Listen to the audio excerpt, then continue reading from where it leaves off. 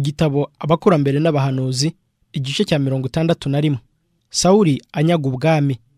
Iki gice gishingiye mu rwandiko rwa mbere rwa Samweli, igice cya 15. Ibicumuro bya Sawuli byari bitararenga ihaniro. Uwiteka yamuhaye umwanya wo kongera kwiga icyigisho cy'uko umuntu agomba kwizera ijambo ry'Imana atajuyaje kandi akumvira amategeko yayo.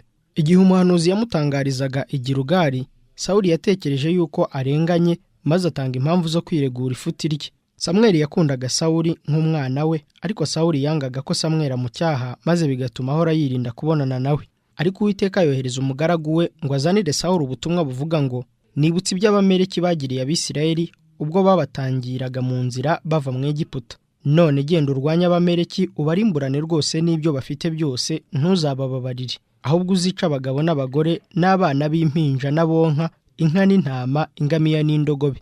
Uwiteka yari yaraciriyeho iteka Abamaleki akoresheje Mose.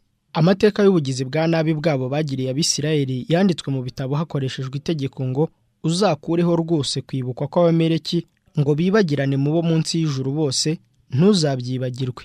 Gutegeka kwa kabiri, igice cya 25 umurongo wa 19. Imyaka 400 yose icyo gihano cyagumyaga gusubikwa, ariko Abamaleki ntibareka ibyaha byabo. Noneho igihe cyari kigeze yuko igihano cyasubitswe igihe kirekire gityo gitangwa. Ku Mana yacu y'inyambabazi guhana si byiza. Ndirahiye sinezezwa no gupfa k'umunyabyaha, ahubwo nezezwa no ko umunyabyaha ahindukira akava mu nzira ye maze akabaho. Uwiteka ni Imana y'ibambe n'imbabazi, itinda kurakara, ifite kugira neza kwinshi n'umurava mwinshi, ibabarira gukiranirwa n'ibicumuro n'ibyaha, nyamara ntitsindishiriza na hato abo gutsindwa. Ezekiyeli igice cya 33 umurongo wa 11 no Kuva igice cya 34 umurongo wa 6 n'uwa 7. Nubwo Imana itishimira guhora, izahana abica amategeko yayo. Ni ngombwa yuko ibigenza ityo kugira ngo irinde abatuye isi gushaya mu byaha no kurimbuka. Kugira ngo Imana ikize bamwe, igomba gukuraho abinangiriye mu byaha. Ariko igihe Imana yatangaga igihano, yibutse kugira imbabazi. Abamaleki bagombaga kurimburwa, ariko abakene bari batuye hagati ntibishwe. Nubwo ubwo bwoko bwari butarareka gusenga ibigirwamana mu buryo bwuzuye, basengaga Imana kandi bari inshuti z'Isiraheli. Sawuli abwiwe kujya gutera Abamaleki, yahise ahururiza abantu kujya ku rugamba. Abahururije kuza kurwana, abagabo bo mu Bisirayeli bamusanze ari benshi. Abisirayeli ntibagombaga guhabwa icyubahiro cy'uko banesheje cyangwa ngo bajyane iminyago y'abanzi babo. Bagombaga kujya ku rugamba gusa kubwo kubaha Imana. Imana yari ifite umugambi wo kwereka amahanga yose kurimbuka kubwo bwoko bwari bwasuzuguye ubuyobozi bwayo. Maze Sawuli yica Abamaleki, afata mpira umwami wabo Agagi, ariko Sawuli n'abari kumwe nawe barokora Agagi n'inyamibwa z'intama n'inka z'indatwa n'ikintu cyose cyiza, banga kubirimbura rwose, ahubwo ikintu cyose kigawa kidafite umumaro baba ari cyo barimbura rwose. Uko kunesha kwabyukije ubwirasi, ari bwo ahanini bwarimbuje Sawuli, kuko yifuzaga gusingizwa atabarutse yanesheje. Sawuli yiganye imico y'amahanga yari abakikije, maze ntiyica Agagi. Abantu bigumaniye imikumbi myiza cyane, amashyo n'amatungo yo gutwara imitwaro, bitwaje yuko bazatambira Uwiteka. Nyamara bari bafite umugambi wo kubisimbuza amatungo yabo. Kubona Sawuli yaraciye ku bushake bw'Imana bishaka, byerekanye yuko atajyaga kwizerwa ngo ahabwe ubushobozi bwo gutegeka ngo abe uwungirije Uwiteka. Ubwo Sawuli n'ingabo ze bari batashye banezerewe kubwo kunesha, mu rugo rwa Samweli hari agahinda. Imana yari yamutumyeho iramubwira iti, nicujije icyatumye nimika Sawuli, kuko yateshutse akanga kuriyoboka ntasohoza amategeko yanjye. Uwo muhanuzi araboroga, maze arara asaba ijoro ryose kugira ngo Imana ye kumuhana icyo gihano gikomeye. Kwicuza kw'Imana si nko kwicuza k'umuntu. Kwicuza k'umuntu ni uguhindura imigambi, naho kwicuza kw'Imana ni uguhindura uburyo ibintu bimeze n'amasano. Umuntu ashobora guhindura isano agirana n'Imana, akemera gukora ibyatuma agirira umugisha ku Mana, cyangwa ashobora kwivana ku byamuhesha umugisha bitewe n'ibyo akoze. Kutumvira kwa Sawuli kwahinduye isano yagiranaga n'Imana, ariko iby'Imana yamushakagaho kugira ngo imwakire ntibyahinduwe, kuko ntahinduka cyangwa ngo agire n'igicucu cyo guhinduka. Yakobo igice cya 1 umurongo wa 17. Bukeye umutima umurya, uwo muhanuzi ajya gusanganira uwo mwami wari wacumuye. Samweli yabonaga yuko Sawuli ari bwihane maze akongera kwemerwa n'Imana. Ariko Sawuli wari wateshejwe agaciro no kutumvira, yaje gusanganira Samweli amubeshya. Uwiteka guhire, dore nashoje itegeko ry'Uwiteka. Uwo muhanuzi amubajije ikibazo gikomeye ati, ariko uko gutama kw'intama kunza mu matwi no guhogerana kw'inka numva bigenda bite? Sawuli aramusubiza ati, bazivanye mu bamaleki, koko abantu barokoye inyamibwa z'intama n'inka z'indatwa ngo nizo gutambira Uwiteka Imana yawe, naho ibindi byose twabirimbuye rwose. Kugira ngo bitamubarwaho, ahitamo gushyira ku bantu icyaha cyo kutumvira kwe. Ubutumwa bwo kwangwa kwa Sawuli bwagombaga kuvugirwa imbere y'ingabo z'Abisirayeli ubwo bari buzuwe n'ubwirasi bwo kunesha kwari kwitiriwe ubutwari n'ubuyobozi byiza by'umwami wabo, kuko Sawuli atari yagaragaje uruhare rw'Imana muri uko kunesha Isirayeli bari bagize muri iyo ntambara. Samweli abonye ikimenyetso cyo kugoma kwa Sawuli, arakazwa no kubona ko ayobora Isirayeli mu cyaha. Ubwo afite agahinda kavanze n'uburakari, aravuga ati, buretse nanjye nkubwira ibyo Uwiteka yaraye ambwiye iri joro. Mbese nubwo wigayaga ntiwagizwe umutware w'imiryango ya Isirayeli? Yongera kumubwira itegeko ry'Uwiteka ryerekeranye n'abamaleki, maze amubaza impamvu yo kutumvira k'umwami. Sawuli akomeza kwiregura, ariko kumvira numviye Uwiteka. Nagiye muri iyo nzira yanyoherejemo, nzana Agagi umwami w'abamaleki, n'abamaleki ndabarimbura rwose. Ariko abantu nibo benzeho intama n'inka zarutaga izindi ubwiza mu zarimburwaga, kugira ngo babitambire Uwiteka Imana yawe i Gilugali. Mu magambo akomeye uwo muhanuzi yanga urwo rwitwazo rw'ibinyoma, maze avuga aya magambo adasubirwaho. Mbese Uwiteka yishimira ibitambo byoswa n'ibindi bitambo kuruta uko yakwishimira umwumviye? Erega kumvira kuruta ibitambo, kandi kwitonda kukaruta ibinure by'amasekurume y'intama. Kuko ubugome busa n'icyaha cy'uburozi, kandi mudakurwa ku ijambo asa n'uramye ibishushanyo. Ubwo wanze ijambo ry'Uwiteka, nawe yanze kuba ku ngoma. Umwami yumvise ayo magambo ateye ubwoba, araboroga ati, naracumuye ubwo nishe itegeko ry'Uwiteka n'amagambo yawe, kuko natinya abantu nkabumvira. Nubwo yadagadwaga, Sawuli yemeye icyaha cye, ariko kandi agakomeza kubiherereza ku bantu.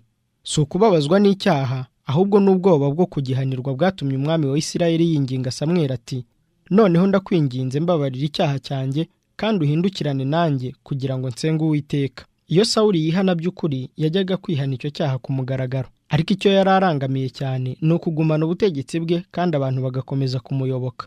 Yifuzaga yuko Samweli yagumaho kugira ngo abantu barusheho kumwumva neza.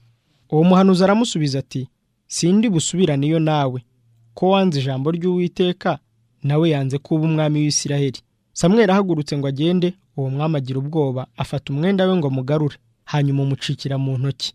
Bibaye bityo, uwo muhanuzi aravuga ati, Uwiteka nawe aguciye ku ngoma ya Isirayeli uyu munsi, ayihaye umuturanyi wawe ukuruta. Igikorwa cy'ubutabera gikomeye cyane kandi giteye ubwoba cyari kigiye gukorwa.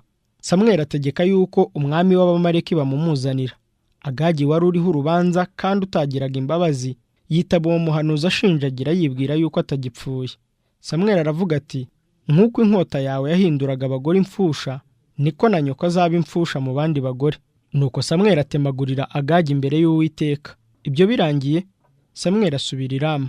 Igihe yatoranyirijwe kwimikwa, Sawuli ntiyari afite ubwenge buhagije, kandi imico ye yari ifite inenge zikomeye. Ariko Uwiteka amuha umwuka wera, maze amushyira aho yajyaga kugira imico yari ikenewe y'umutegetsi wa Isirayeli. Iyo akomeza kwicisha bugufi, umuco mwiza wose wajyaga kongererwa imbaraga, naho ingeso mbi zose zikabura. Uwo ni wo murimo Uwiteka asezerana gukorera abamwiyegurira bose. Azabahishurira inenge mu mico yabo, kandi azabaha imbaraga zo gutunganya ibicumuro byabo. Nubwo Sawuli agitoranyirizwa kuba umwami, yari aciye bugufi kandi atiyiringira, kuzamuka mu ntera kwatumye yiyumva. Ubutwari n'ubuhanga mu by'intambara yagaragaje akiza Abiyabeshi Galeyadi byazamuye amizero y'ishyanga ryose. Yabanje guha Imana icyubahiro, ariko nyuma arakiha. Ntiyakomeza kwisunga Imana, hanyuma mu mutima ava ku Uwiteka.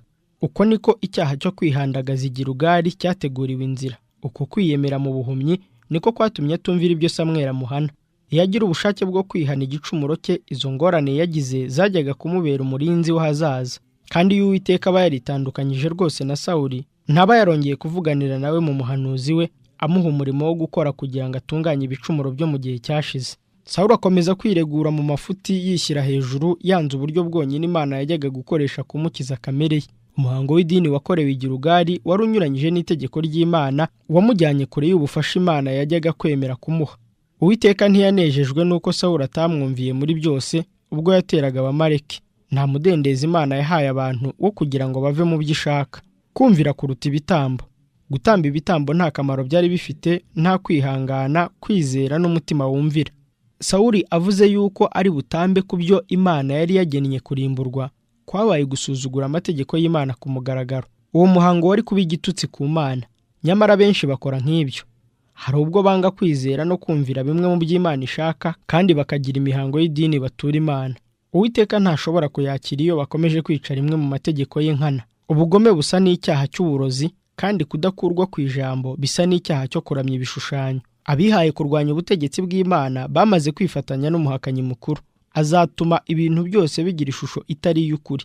Nk'uko byagenze ku babyeyi bacu ba mbere, abakoreshwa nawe babona gusa inyungu zikomeye bazahabwa n'ibica amategeko. Abantu benshi bayobowe na Satani muri ubwo buryo bibeshya yuko bakorera Imana. Kristo akiri mu isi, abanditsi b'Abayuda n'abakuru bavugaga ko bafite umwete mwinshi wo guhesha Imana icyubahiro, nibo babambye umwana wayo. Umutima nk'uwo niwo uba mu bibaha gukora ibyo bishakiye banyuranyije n'ubushake bw'Imana. Kwihandagaza kwarimbuye Sawuli gukwiriye kugereranywa n'ubupfumu bwa Satani. Kubwo kutumvira itegeko ry'Imana, yari ameze rwose nk'uwahanzweho na Satani nk'uko abapfumu baba bameze, kandi acyashywe yongereye kutumvira ku kugoma. Iyo yerura agafatanya n'abasengaga ibigirwamana, ntiyajyaga kuba atutse umwuka w'Imana. Imana iha Abisirayeli umwami Sawuli yari ibahaye uwo bifuzaga, nk'uko Samweli yavuze ati, nuko none dore umwami mwitoranirije kandi mwasabye. Urwandiko rwa mbere rwa Samweli, igice cya 12 umurongo wa 13. Igihagararo cye cyari gihuje n'igitekerezo cyabo cy'uko umwami agomba kuba ameze. Babonaga yuko ubutwari n'ubushobozi bwo kuyobora ingabo bye ari byo byari bikenewe kugira ngo ayandi mahanga bubahe. Ntibigeze basaba umuntu ufite imico y'indakemwa kandi ufite urukundo no kubaha Imana. Ntibashakaga inzira y'Imana, ahubwo bishakiraga izabo bwite. Nuko Imana ibaha umwami umeze nk'uwo bifuzaga, wari ufite imico isa n'iyabo. Iyo Sawuli yisunga Imana, Imana iba yarabanye nawe. Ariko Sawuli ahisemo gukora ibyo yishakiye, byabaye ngombwa yuko Uwiteka amuvaho. Nuko yimika umuntu umeze nk'uw'umutima ushaka. Urwandiko rwa mbere rwa Samweli, igice cya 13 umurongo wa 14, uwajyaga kwemera gucyahwa no kugororwa aramutse akoze icyaha.